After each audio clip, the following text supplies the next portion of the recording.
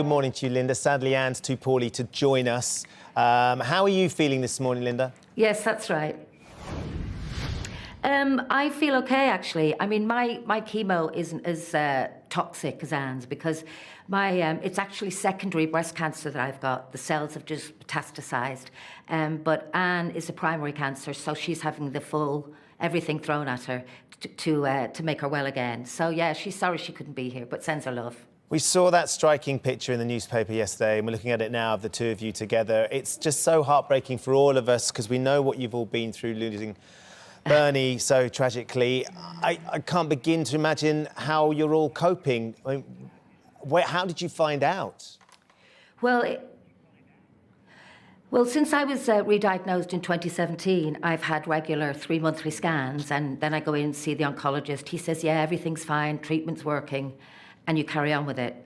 Then we went on the cruise, which we had a brilliant time, the Nolans Go Cruising, and we went on that, and when we got back, Anne discovered a lump in her breast, and she went to the doctor. I had my normal scans on, I think it was the 4th of May, and on the 7th of May, Maureen phoned me to say that Anne's cancer had been confirmed, and she had to have chemo and possibly a mastectomy or a lumpectomy.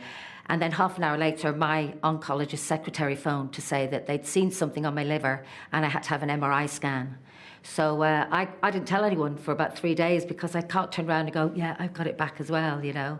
So it's my 3rd time.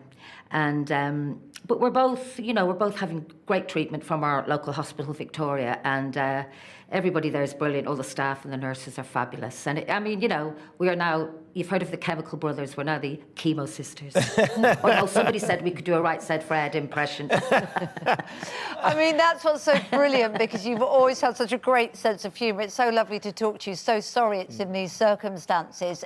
There does feel like something especially cruel about the two of you getting the diagnosis so close together in March, just as the country was going into lockdown. Has there been something? Has there been something about the two of you going through it together that has been in some way helpful, even though I'm sure your heart is breaking for each other? Absolutely, yeah. During the lockdown, it's been a double nightmare because normally our family, you know, my husband used to call us the cavalry, that when something happens, bad or good, they rush from all directions and we all get together and we laugh and we chat and we support each other.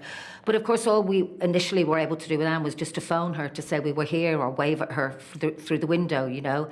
So that has made it more difficult. And I think Anne has struggled with that because she has 2 daughters and grandchildren, and not being able to, you know, have their support as in hugging, and they're all mad about their grand. So it has been difficult. But yeah, we do at chemo, we have a good old chin wag, and, you know, then we compare side effects, and, you know, we've all got pins and needles in our fingers and our toes, and, you know, we swap all of that information.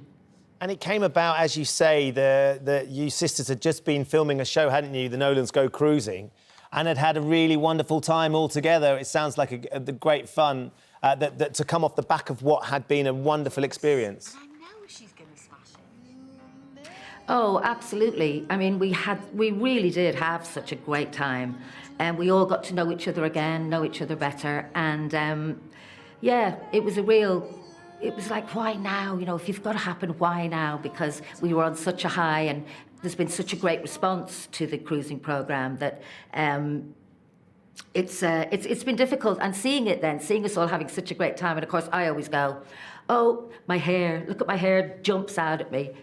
The hair, hold on, I think the earpiece has come out. Oh, yeah. It has. Hold on. Don't you worry. Never fear. Got no hair to hold it in.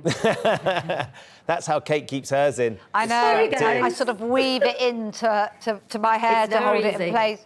We've got you back. If you can hear us, I mean, yes, I can. Yeah. Your positivity is shining through. Is that how you're approaching this, the two of you, trying to sort of take it a day at a time? Have you been given any guidance from the doctors? Yes, they want positivity all the time. They say that helps you as much as what they're doing.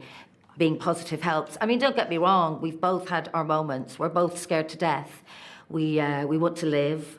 it is a very scary diagnosis. And, you know, I've known that my cancer isn't curable since 2017, but I'm getting great treatment, and I'm going to be living with cancer, and I propose to do that for an awful long time. So I think, you know, you have to go through this, and if you just sit down and, you know, crawl under the duvet, get up, do your treatment, crawl back under the duvet, it's going to make it twice as bad, because whatever happens, you do have to have and go treatment. And so I'm lucky, yeah, we are lucky, I suppose, in the fact that we can have it together. We've got Dr. Khan here. We're going to talk to him in just a moment, but we've been hearing lots of situations where lockdown and concerns of coronavirus have affected how much treatment people can get. Has it affected you at all? It only affected me when we first came back off the cruise, and I was still having injections for the secondary breast cancer in my hip, and they were delayed by about 2 weeks, I think, 2.5 weeks, which was concerning. And you think, oh my God, but it's not on time, and will it make it worse, and will it spread in the meantime, and all of that. But since then, everything's been fine. It's all gone according to plan, and the schedule that the hospital have set out for us is working.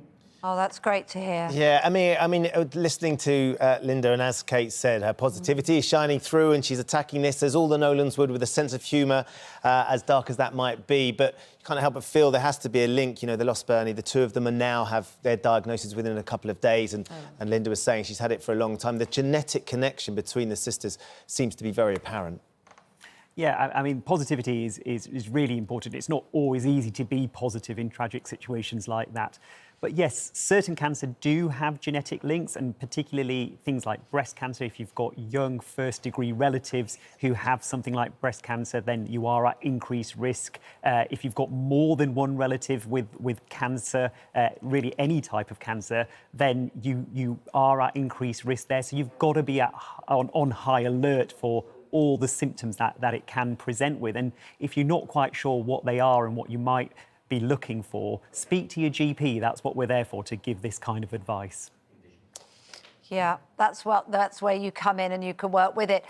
In terms of getting that advice and that support, certainly within the family, I know it's been challenging, Linda, but in everything else presumably being done on the phone apart from your actual treatment. Yes, absolutely. I have a consultation tomorrow from my oncologist, and it's great because I can do it in my pyjamas. I'm sure he's ready for that, but that's where I'll be. But we've actually had the genetic testing. We don't have the BRCA gene at all, Wow. 1 or 2, but we have been told that there will be a rogue gene there somewhere that they just haven't discovered yet. You know, so we have been tested, and it is scary for our other sisters, and of course the girls that are married that have daughters. It's well, sons as well, but it is very scary in that respect. Yeah, and how have your sisters been? Because of course it just has such a huge impact, losing Bernie, and then coming off that great experience of making the show, and then the two of you, and then knowing what you're going to have to go through. It must be so difficult, Linda. Oh, it is. It's really difficult, and I don't think we could have done it without our family being so close. You know, the minute I was diagnosed, my sister Denise and her fiance Tom said, "Right, you come and live with us through your treatment," and she's looking after me. You know, I'm really actually throwing the cancer card in a bit too much at times, but she brings me chocolate and sweets and stuff. And Maureen has moved in with Anne to live with Anne, who looks after our 86-year-old auntie. So Maureen's in there looking after them.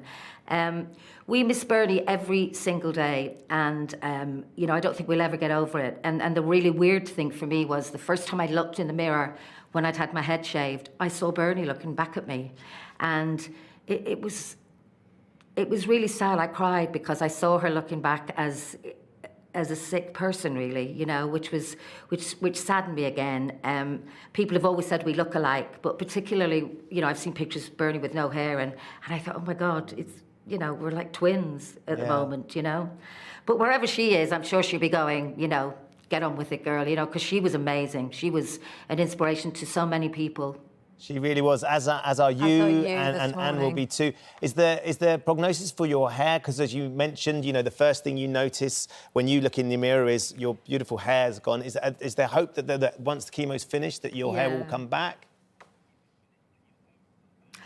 Oh, yeah. I mean, I had chemo in 2006, and I used the coal cap, which is, they just put this cap on that's freezing, and it freezes the follicles of your hair. And I managed to keep my hair a little bit the last time. But this time, they didn't have a coal cap that fitted, oddly enough. And so that's why my hair fell out. And I was traumatized by it. You know, I think a lot of people are, you know, I feel vain saying that the worst thing at the moment is that I've got no hair, but it has been traumatizing for me. It's been a massive shock, and you know, as I say, you just feel a bit weird going, yeah, I've got cancer, but I've no hair, you know. My nieces and nephews are brilliant, kids are brilliant. I opened the door to them, and the little one, the 4-year-old Roma, just rolled about the floor. I said to her, what's wrong? She went, you look so silly. So, you know, she broke the ice and everything was okay.